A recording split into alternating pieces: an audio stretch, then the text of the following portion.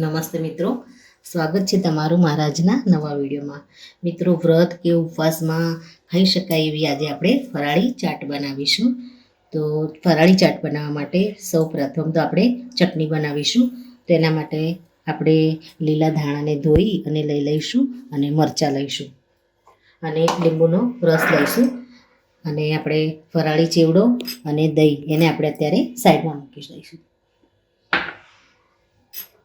મિત્રો, આપણે એક મિક્સર જારમાં કોથમીરને આપણે ડંઠલ સાથે જ એડ કરી દઈશું.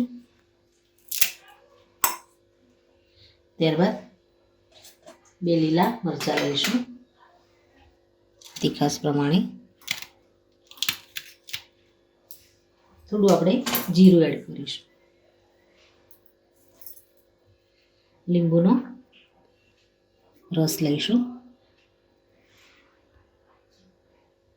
અને આપણે સંચળ મીઠું લઈશું. આમાં જે ફરાળી નમક આવે છે એ લઈશું. આને આપણે પીસી લઈશું. જરૂર પડે સહેજ પાણી એડ કરીશું અને આને આપણે ચટણી બનાવી લઈશું.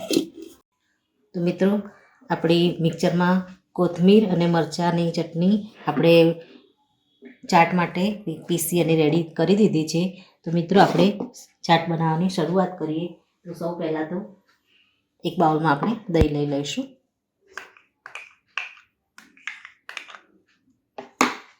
એમાં આપણે થોડી ખાંડ એડ કરી દઈશું. ચપટી જેટલી જ આપણે ખાંડ લીધી છે અને બરાબર મિક્સ કરી દઈશું.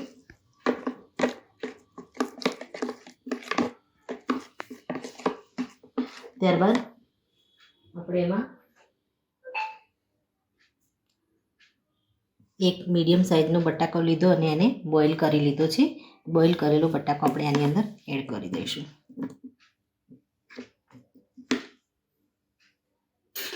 ત્યારબાદ આપણે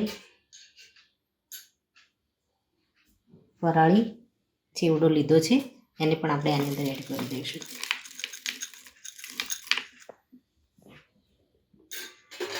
ત્યારબાદ થોડી આપણે સીંગ લઈશું. આપણે દાડમના દાણા કાઢીને રાખ્યા છે એને આપણે આની અંદર એડ કરી દઈશું.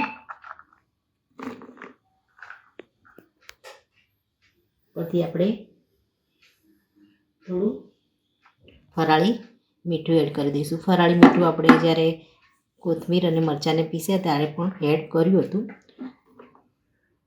હવે આપણે જે ચટણી રેડી કરી છે એ ચટણીને આપણે આની અંદર એડ કરી દઈશું.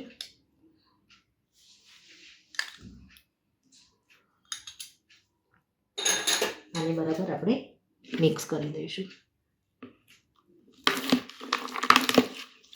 તમારે કંઈ પણ ઓછું વધતું લાગે તો તમારે એડ કરવું હોય તો તમે આમાં કરી શકો છો.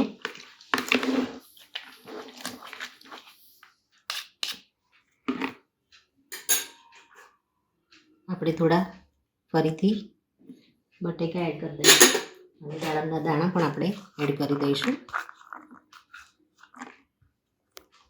ઉપરથી આપણે કોથમીર એડ કરી દઈશું અને આને બરાબર એકવાર ફરી આપણે ચલાવી લઈશું.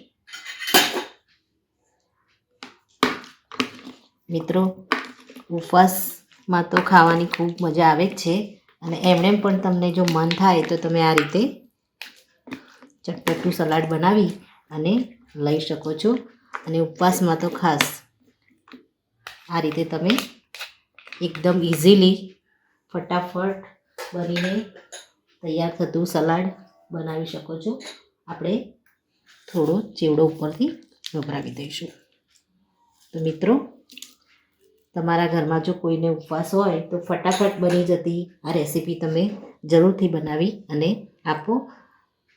તો મિત્રો, આ સાથે મારો વિડીયો પૂરો થાય છે. જો મારો આ વિડીયો તમને ગમ્યો હોય તો લાઈક, શેર અને સબસ્ક્રાઈબ કરવાનું ભૂલશો નહીં અને કમેન્ટમાં જરૂરથી લખો કે મારી આ રેસીપી તમને કેવી લાગી. ફરી મળી એક નવા જ વિડીયો સાથે. ત્યાં સુધી આવજો મિત્રો. Thank you.